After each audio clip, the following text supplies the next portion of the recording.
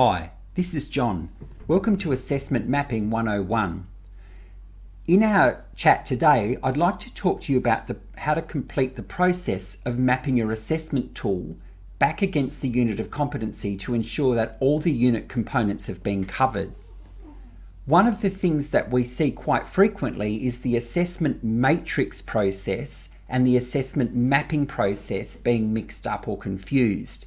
So I'm going to start off our conversation today by just running you very quickly through the assessment matrix process. If you look in front of you, you'll see that we've actually got an assessment matrix document that's been partially completed.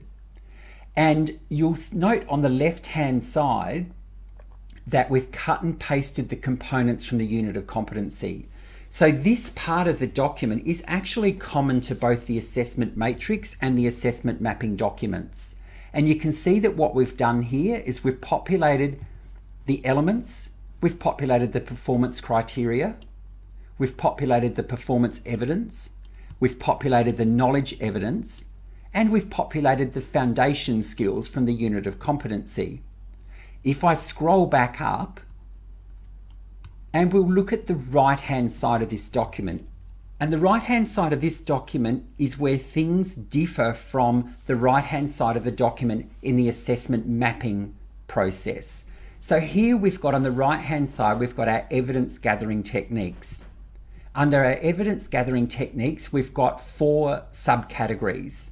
We've got observation, we've got questioning, we've got indirect and supplementary, and we've got other.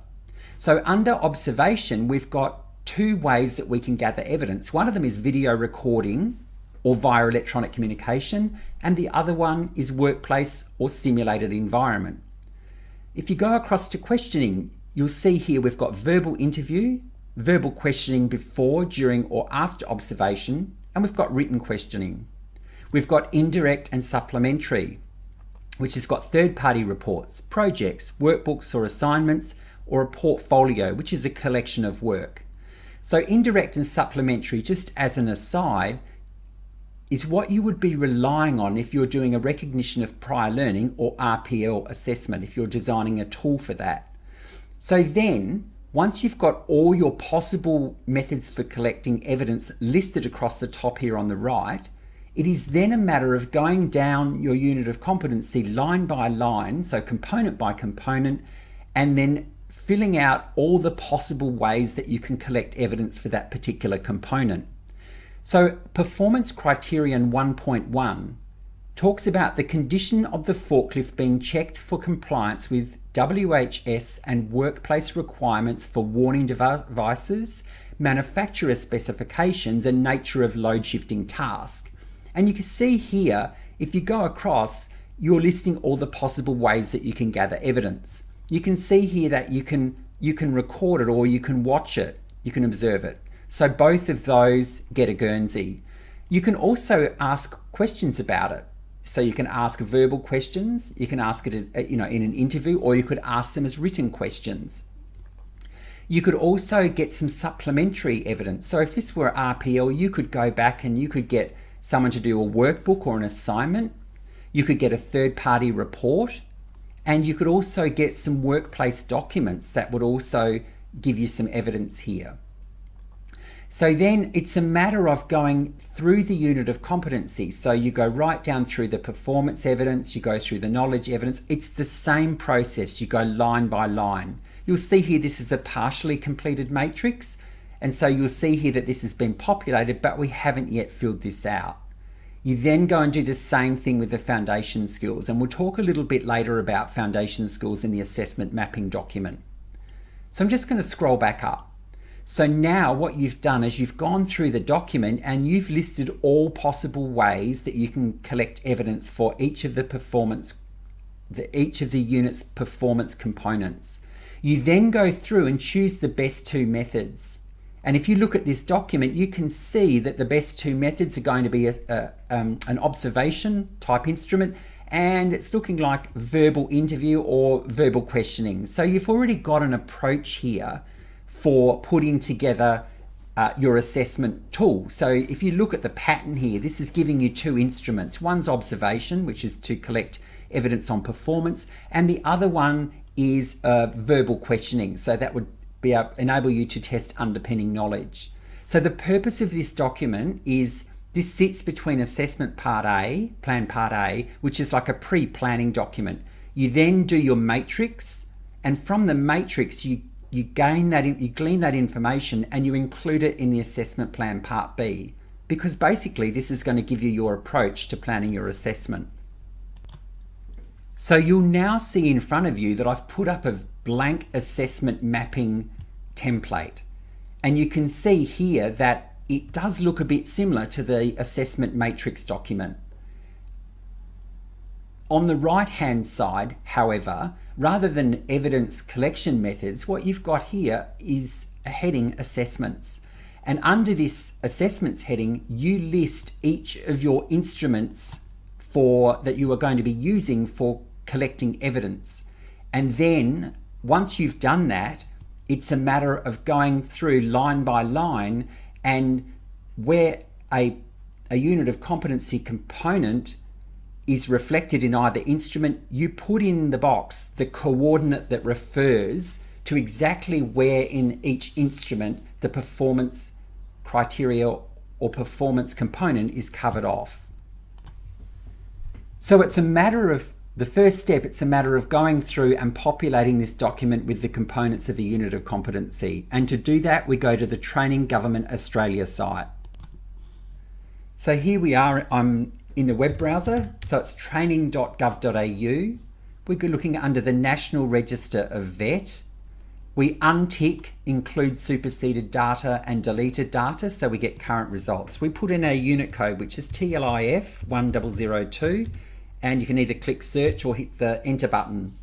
And you'll actually see that you've got conduct housekeeping activities, the unit of competency in front of you. If we then scroll down, you can see all the information. You're quite familiar with this, but just quickly. So you've got your elements and your performance criteria, foundation skills, range of conditions, goes down, gives you the assessment requirements.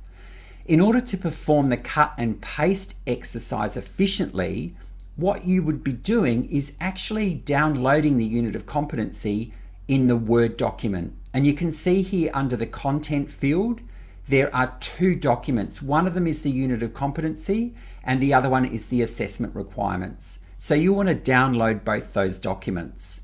So unit of competency, you'll see that it downloads in the bottom left of the screen, and also assessment requirements. So now we've got two documents downloaded.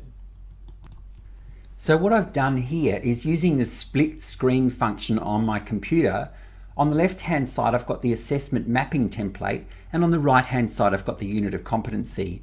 It is simply then a matter of cutting and pasting the relevant information into the assessment mapping document.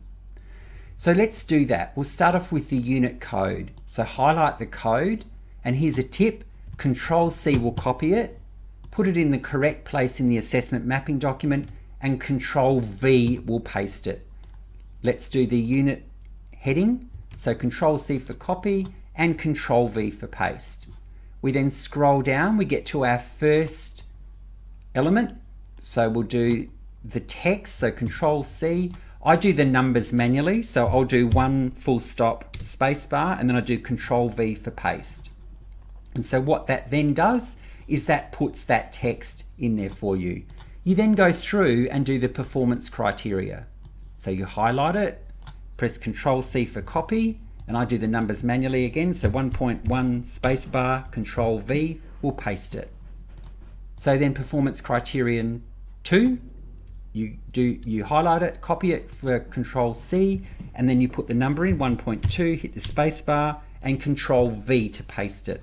I'll just do one more with you.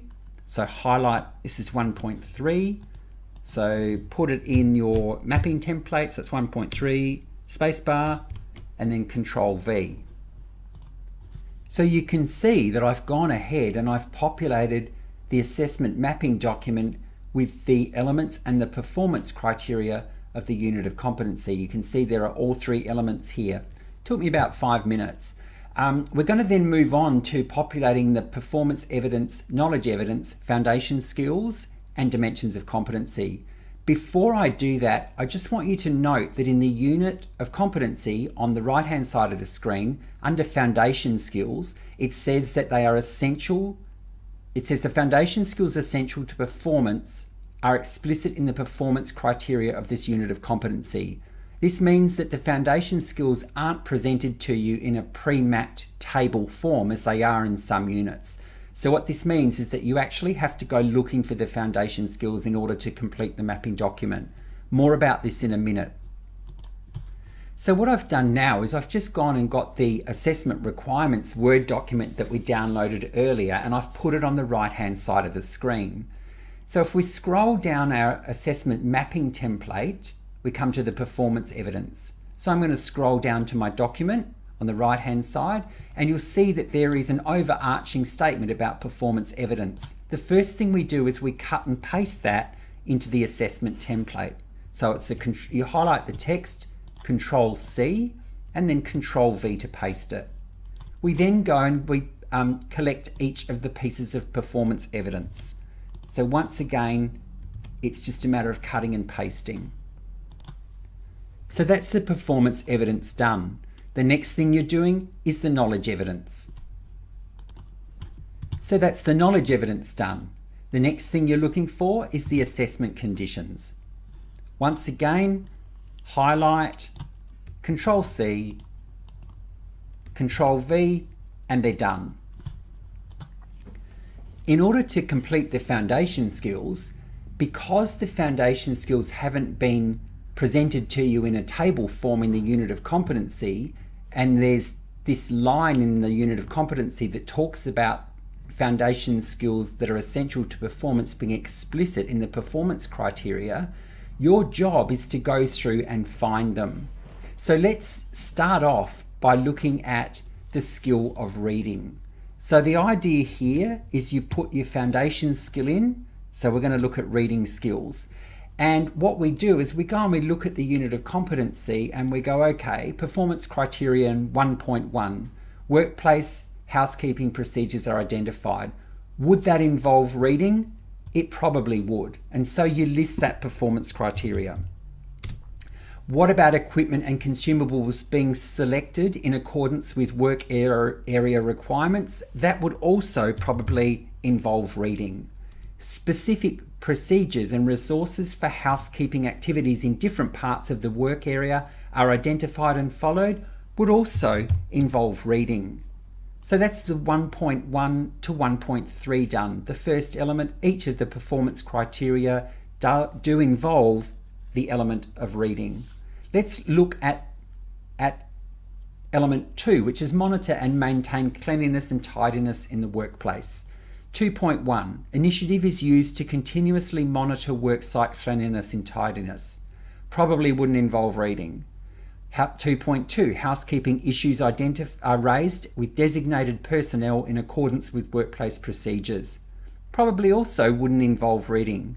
2.3, however, housekeeping equipment is operated in accordance with manufacturer instructions and workplace policy. Would probably involve reading. And so you continue on with this process throughout the unit of competency. And so I know that 3.1 involves reading, 3.3 involves reading, and 3.5 involves reading. Your next step is to go through and put together a summary of how this reading skill occurs in the unit of competency. And I've got a pre-prepared one here. So it occurs as the candidate having to read manufacturer instructions and housekeeping procedures, maintenance logs, and work schedules. And so then you continue down the list. And so your next one would be writing skills. And you go through the same process. And I've looked through this unit, and the writing skill that's applicable here would be to performance criteria on 3.3, which was schedules and records for housekeeping duties are maintained. So we've only found that in one of those performance criterion, and the summary that we'd put here is completing schedules and records. So you can see how this works. And so then it's a matter of continuing down through the process, through your foundation skills, identifying them, and also your core skills for work, putting in the unit of competency performance criteria numbers, and then also a summary next to it. So your next step here is to go through and complete the dimensions of competency table. So you've got your task skill, you've got your task management skills, you've got your contingency management skills, and you've got your job role environment skills. So your job here is to go through your unit of competency and identify how each of these dimensions of competency have been embedded. So let's look at the task skill. So the task skill here we'll say is conduct housekeeping activities. And what you're now looking for in your unit of competency is you're looking for the task management skills. So the skills that someone needs to be able to do in order to achieve the task skill. And there is a number of ways that you can complete this. So there will be more than one task management skill. For the purposes of this video, I'm just going to pop one in. So one of the task management skills is Performance Criterion 1.1, which is workplace housekeeping procedures are identified. As you can see, that's a necessary task management skill needed in order to carry out the task skill. So contingency management, Performance Criterion 2.3, housekeeping equipment is operated in accordance with manufacturers and workplace policy. That one's actually a job role environment skill. So I'm just going to quickly shift that, put that down here. That's 2.3. And you can see that it talks about workplace policy, which makes that one a job role environment skill. So then a contingency management skill would be Performance Criterion 3.2. Maintenance requirement of any damaged items are notified to appropriate personnel. You can see there that there's a contingency management component to that. So that's how you go through your dimensions of competency. You run through the unit and you cut and paste to identify where in the unit each of those is embedded. So once you've populated your assessment mapping template, it's then a matter of going through and performing the mapping process. And so what you're doing here is for each of the assessment instruments, you are going in and you are recording the coordinates of where in each of the instruments the particular performance criterion or the unit element is covered. So I'm just going to run through a couple of these with you. On the right hand side of the screen you can see a written assessment instrument. On the left hand side of the screen you can see the assessment mapping document. So this particular writing assessment instrument is actually over here under evidence 9. So evidence 9, knowledge questions. And the first performance criterion, 1.1, is workplace housekeeping procedures are identified. So if we scroll down here, we can see that that's covered by question 1. So I'm going to put that in here. I'm going to put question 1. And you can see here that it relates to the knowledge questions. So that's your instrument. And you can actually see that we're pointing to whereabouts in the instrument that's actually covered. It's also covered by question 4 as well. So if we scroll down, we can actually see that question 4 does indeed relate to that particular performance criterion. So once again, you're going to run down the list here and you are going to populate your assessment mapping document according to each of the unit components. Okay, so what I've done is I've actually opened up a different instrument now. So I've opened up the video observation assessment instrument, and that one here is actually evidence number 10, RPL video observation checklist. We're going to go to the next performance criterion listed, which is 1.2. Equipment and consumables are selected in accordance with work area requirements. So then if we go down to the right here and we start looking down our assessment instrument, we can actually see that that's covered off in observation 3 and observation 4. So I'm just going to put observation 3 and observation 4 in there. And you can see that those two observations actually relate back to that particular unit component. And so then it's just a matter of going through and populating this document. So your performance evidence, you're going to see that a lot of that maps across to, if not all of it, maps across to the observation instruments. You'll also see that your knowledge evidence is going to predominantly map across to your questioning instrument. You then go through and you do the same thing with the foundation skills and with the dimensions of competency. You can actually complete your assessment mapping document as you go. So as you're creating the unit, you can actually go through and you can complete this document. And then it's simply a matter at the end of everything of going through and actually checking that the assessment mapping is correct. So at the end of the process, you're going to end up with something that looks like this. And you can see here that this has all been mapped across. So the performance evidence has been mapped, and you can see that some of the instruments have got a lot of the evidence in them, whereas others don't, depending upon what the unit component is. So look, I really hope that this has helped you today to clear up a few of the clear up some of the confusion around the assessment matrix and mapping document. Good luck.